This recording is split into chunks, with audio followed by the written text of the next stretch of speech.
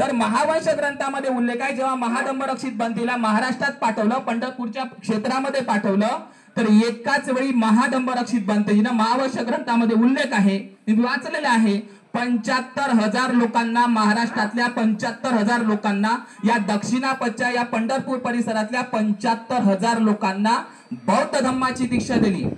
आणि अजून पुढे असा उल्लेख आहे त्या महावंश ग्रंथामध्ये की 14,000 लोकांना भिक्खू सुद्धा बनवलं महाधम्मरक्षित बंतीजीने। आणि त्या सगळ्या 14,000 भिक्खूंनी पूर्ण महाराष्ट्रामध्ये प्रचार केला आणि 14,000 भिक्खू संघ आणि महाधम्मरक्षित बंतेजी हे पंढरपूरच्या विहारात राहायचे। पंढरपूर नगराचीच निर्मिती सम्राट अशोकाने केलेली आहे।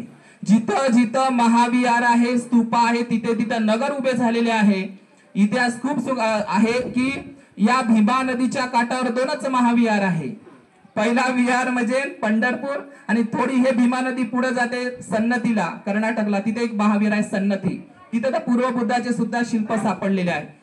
तर ही भीमा नदी पूर्वीपासूनच प्राचीन बौद्ध बोलते तुकाराम महाराज म्हणतात, जेव्हा नव्हते चराचर तेव्हा वसविले पंढरपूर। तुकोबारायची गाथा आहे, जाऊगे माये पंढरपुराशी, आखाडी कार्तिकी एकादशी, म्हणजे आखाडी पौर्णिमेला जायचं, बंतेजींना घेऊन यायचं आणि पुन्हा प्रवारणा कठीणदान चिवरदान संगदान करून कार्तिकीला पुन्हा नेऊन द्यायचं। तुकोबारायची गाथाच आहे, जाऊगे माये पंढरपुराशी, आखाडी कार्तिकी एकादशी। तर ही प्रथा बौद्धांची परंपरा आहे। आमचे वारकरी बांधव तुकोबारायाची, शिवाजी महाराजांची, मौर्य राजांची पगडी घालायचे पांढरे। आता गांधीजीची आणि अण्णाची कधी टोपी आली आम्हाला माहीतच नाही, पण हे वारकरी मात्र बौद्धांच्या उपासकांचं प्रतीक आहे।